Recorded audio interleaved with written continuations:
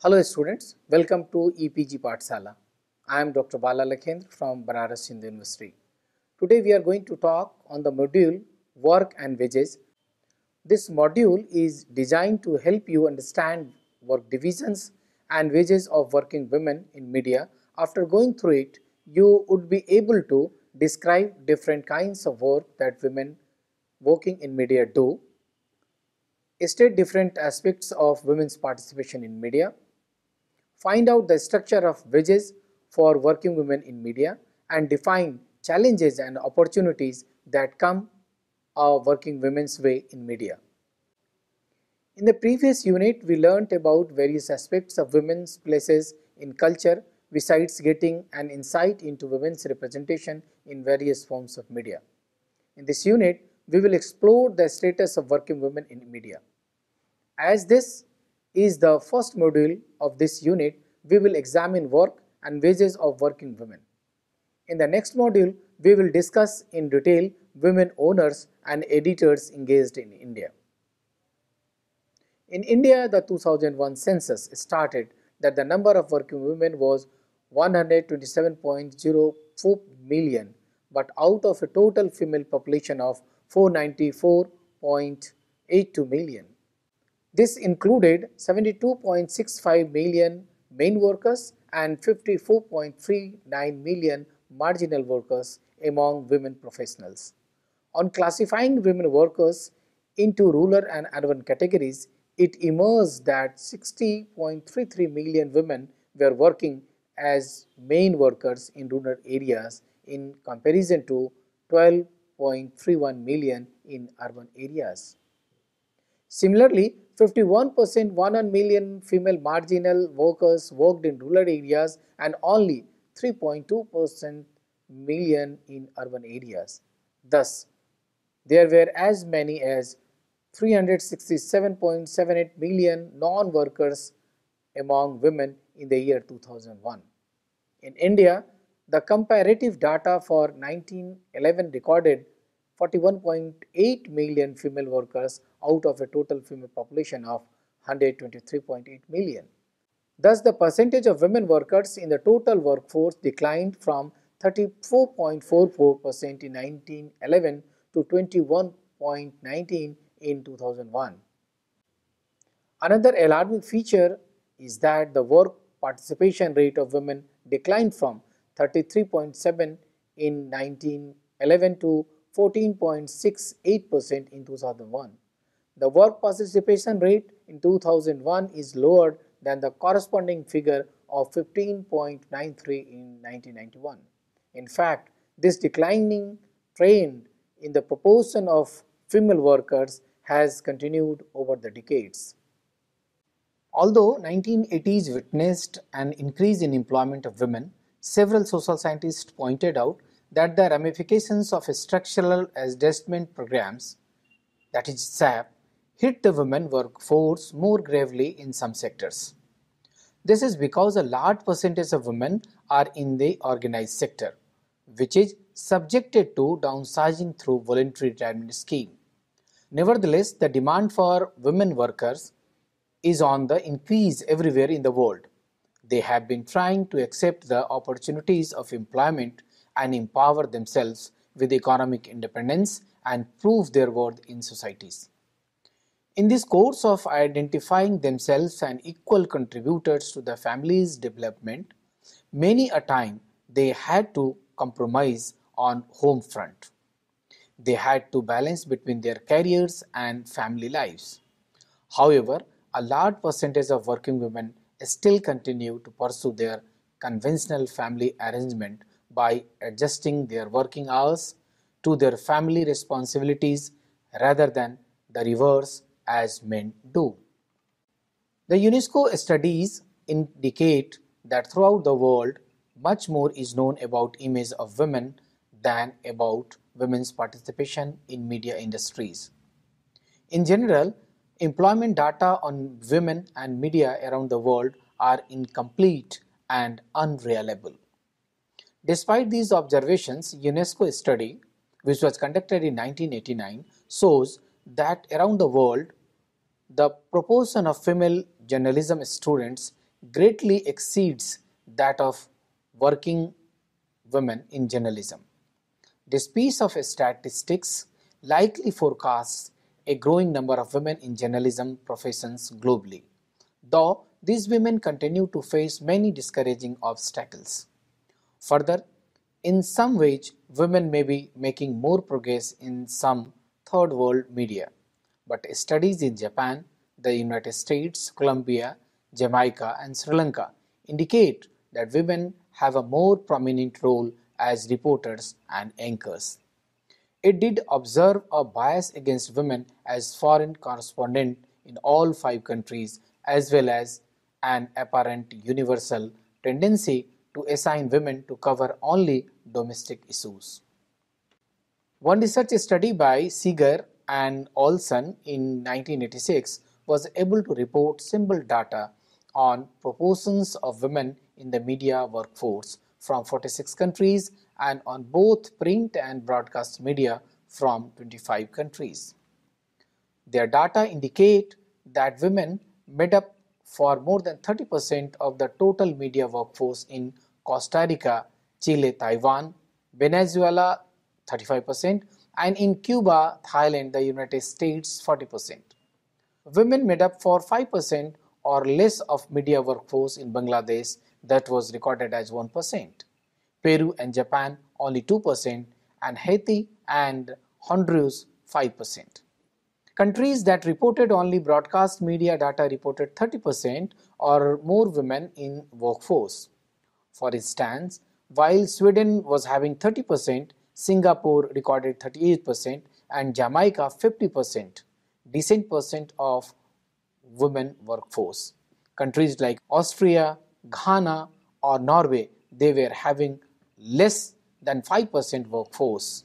Even we saw the Australia was having 0%. Just as China is fast emerging as the superpower in many fields, the statistics in media is also progressive in China. Women now account for 41% of total media workforce in China. According to Margaret Gallagher, a well-known researcher, women are not a significant part of media workforce. In Asia, women form 21% of the total media workforce. In South Africa, the percentage is 27. In Western Europe and United States, the number goes up to 35%. Worldwide, women form 79% of all part-time workers in the news media. In Japan, women are only 8% of media employees. In India and Malawi, they are only 12%. And in Argentina, Mozambique, women are 16% of media workforce. In Africa, women are 8% of broadcasting managers and 14% managers in print media. In Latin America, the figures are 21% for broadcasting and 16% for print. However, studies have found out that throughout the world, women were virtually absent from top executive positions, and at the lower level, women were segregated into lower paying clerical occupations.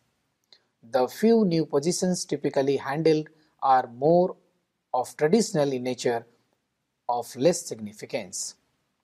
Other problems discussed by Gallagher include job conditions assuming male roles, that is, the expectations of high performance in youth with no consideration for childbearing or child care. Women's poor record of active union membership, protective legislation of media women, that is, laws in some countries restricting overtime and night work for women, and inadequate training and education for women in media. In broadcasting media, Gallagher notes women's minuscule presence, women's absence from technical jobs and senior management, and women's segregation into certain programs, making areas such as educational and children's programs. Soon after independence, it was found that most of the media organizations were owned by Indian businessmen and the majority of the employees were Indians. In India, the newspapers were in the private sector and radio and television were owned by the government. Moreover, the newspapers used to employ only men on the ground that the men could be deputed to different kinds of work and could also be posted for the night shift. Thus, women were not employed till 1960s. The typical experience of a women journalist is reflected in a statement of Usha Rai, a noted journalist in the country. Usha Rai writes, "When I joined the Times of India, Delhi in 1964, there was not a single woman on the editorial section of the newspaper. There was no woman in the reporting unit, on the desk, or the edit page. The only women in the newspaper were receptionists and telephone operators. There was no toilet for women on the editorial floor, and I had to get to the telephone operators to borrow the key to use their toilet on the ground floor. Many a time, the patriarchal nature of men journalists translates into discrimination and harassment, stereotyped attitudes, sexual harassment, salaried references, unfair treatment in assignment and promotions, traditional gender bias, and lack of support mechanism for working women deter them from joining the media or decision making positions. Ushara says majority of women journalists are forced to continue to desk which is claimed to be safe and secure, resulting in more number of sub-editors. The Press Institute of India report of 2004 says that though an increasing number of women are entering the reporting field, the nature of the reporting they do is definitely not encouraging. The gender discrimination is evident in the way beats and coverage of a story is assigned. Women still are limited to assignment of soft issues such as fashions, culture, arts and lifestyle, which men are assigned political and economic stories, which are considered hard news. In India, Ravin Jaffrey estimated that there were 4,700 journalists in early 1960s. By the year 1990, India had about 25,000 journalists on wages or retainers, which came up to one journalist for every 35,000 people. This excluded thousands of stringers and contributors. However, very few studies have been conducted to examine the sociological issues involved in the career of journalists in India. The first available empirical study on journalism education in India was the First Press Commission report. According to the survey conducted for the Commission in 1950, 201 out of a total 542 journalists, 30% have no university degree. 29, that makes 40% were graduates, and out of that 120, almost 22% had a postgraduate degree. With respect to pre-entry or in service training, 460 out of 542 journalists had no such training. Out of 82 journalists who received training, 25 were trained by newspapers themselves. 27 had taken a diploma in journalism and 8 of them had a degree. The rest had gone through short course in India or abroad. In India, the journalists were mostly from middle or upper class with urban background. According to the Second Press Commission that was held in 1984, Indian journalists, particularly women, came from middle or upper class families and were from urban background. It was also found that there were dissatisfaction in the professional areas of use of abilities and training, opportunity for originality and initiative, and getting ahead in professional career. Malayalam journalists were professionally ahead of journalists from Bihar, Bombay and Madras. In a study of growth of online newspapers a decade ago, it was found that majority of the online journalists were in the age group of 21 to 30 and most of the female respondents were between 31 to 31 years age. Further, the study observed that in internet newspaper, 7.6 of respondents had journalist education as against 72.3% journalists were having journalism education. More female respondents had journalism education than their male counterparts. With respect to the working conditions of online journalists, the study concluded that there is awareness on the part of online journalists about the limitations of online journalism, and they are being attracted towards the new media for better salaries and glamour. In a comprehensive study across the country, Balasubramaniam, the study conducted was in 2005, studied 835 journalists spread across 40 different states and working in newspapers and magazines of 11 languages. Only 20% of them were women journalists, and among them 38% in the age group of 20 to 30 years. 35% in 31 to 40 years of age group, and 17% were of 41 to 50 years age group. Only 6.7% women were of age group 51 to 60. 1.6% of women were of age group 61 to 70 years of age. A significant majority of 75% was between 20 to 40 years. Regarding the marital status, 69% were married, where 29% were unmarried, and 1% working women were divorced, and 0.25% were widowed. Out of the total of 835, 41% were postgraduates, 34% were graduate, and 7.4% were journalism graduates. 18.2% postgraduates in journalism and 9.3% have diploma or certificate course in journalism. Interestingly, the study noted that half of the journalists had freedom in selection of a story, while 22.5% did not have freedom to select a story. With women starting to have prolonged career in media, one reaches the position of formulating policies of the newspaper, or at least close to the policymaker. By virtue of their position, they get more freedom in their day-to-day operations. The study had also noted that formal education in journalism is not compulsory to get into profession. This is one of the reasons why journalism has not achieved the status of profession. Whereas the dynamic angle of journalism education has been that more number of journalists have postgraduate qualifications in journalism than the graduate degree in journalism, which could be due to fact that post-graduation in journalism is opened for all students from various disciplines without prior degree in journalism. According to this study, majority of them have noble cause to join profession, like contributing something significant to the society. The chance to help people was found as one important aspect of journalism, and 53% of the respondents subscribed to this view. A national workshop on women journalism held in New Delhi in January 2002 also expressed that though the number of women in media increased, their working conditions, especially in the small towns and in the regional languages press, have actually deteriorated. The workshop demanded for protection of all employment rights and benefits of women journalists and to implement Supreme Court directives on sexual harassment by media organizations.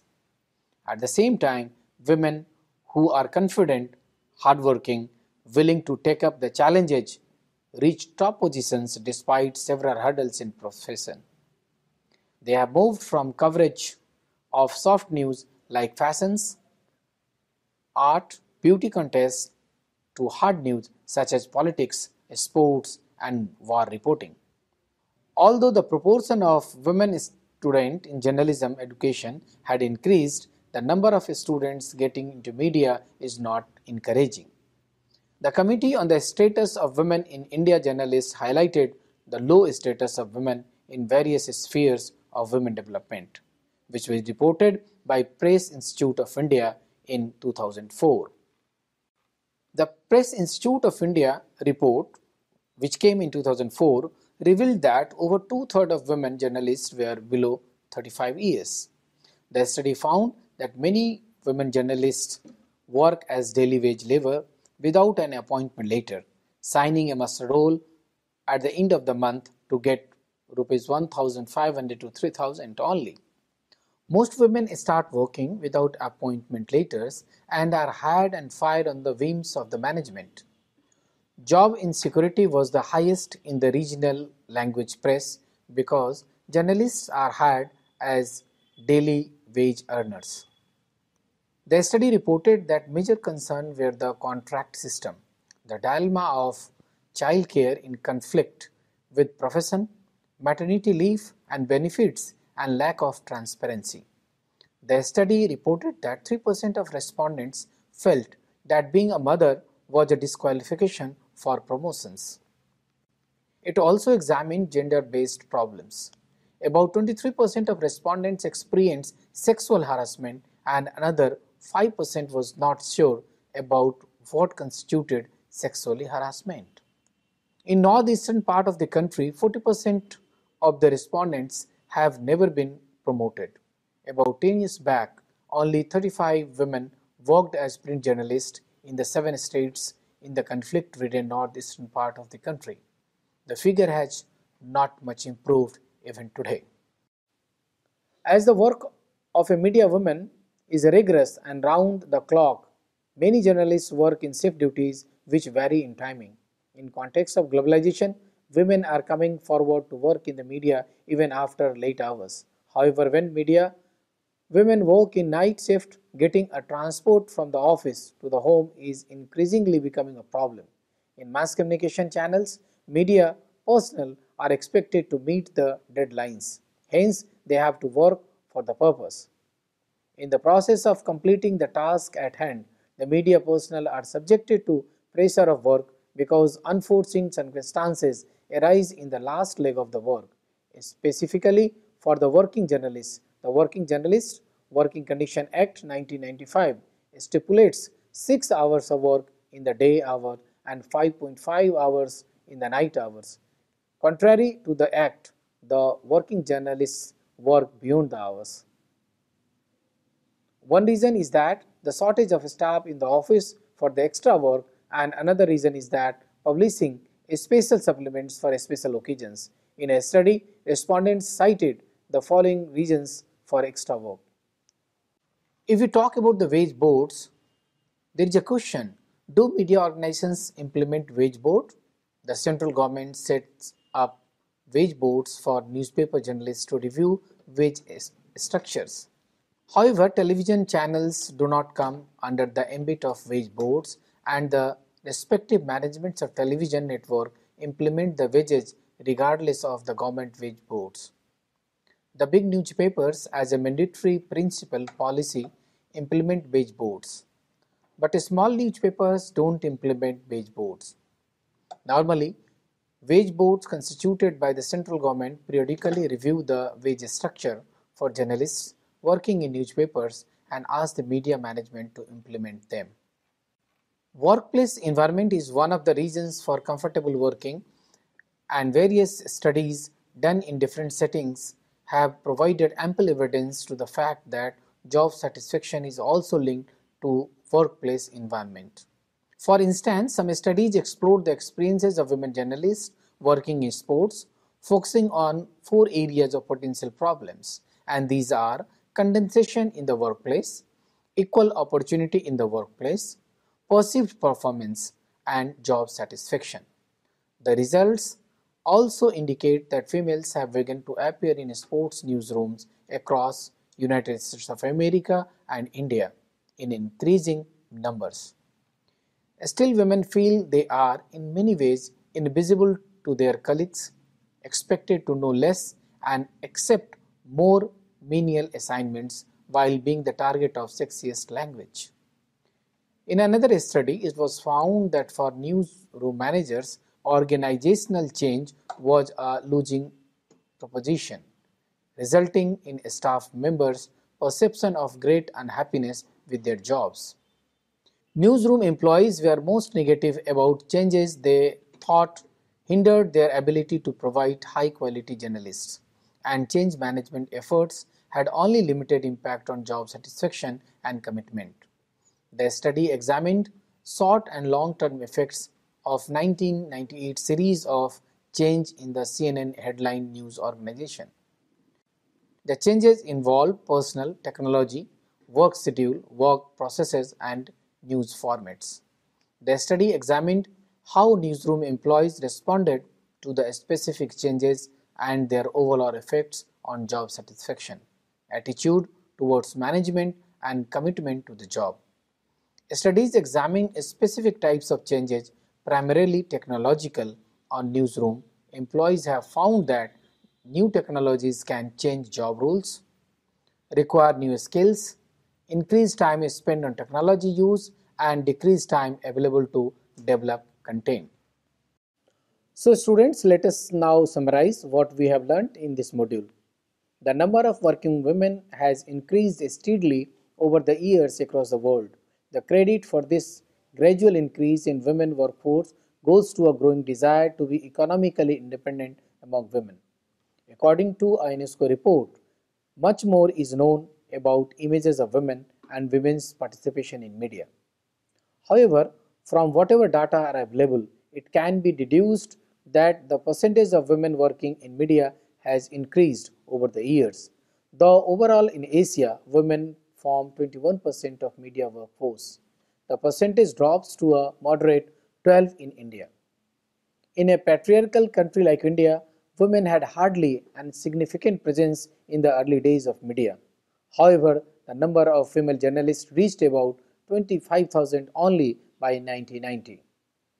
Despite this increase, the condition of working women in media remained abysmal in small cities and regional language papers.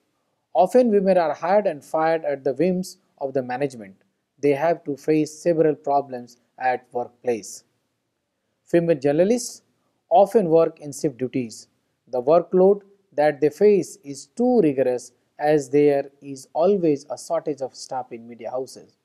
Big newspapers follow wage boards and pay female journalists well, but in smaller newspapers they are paid very poorly. Thank you.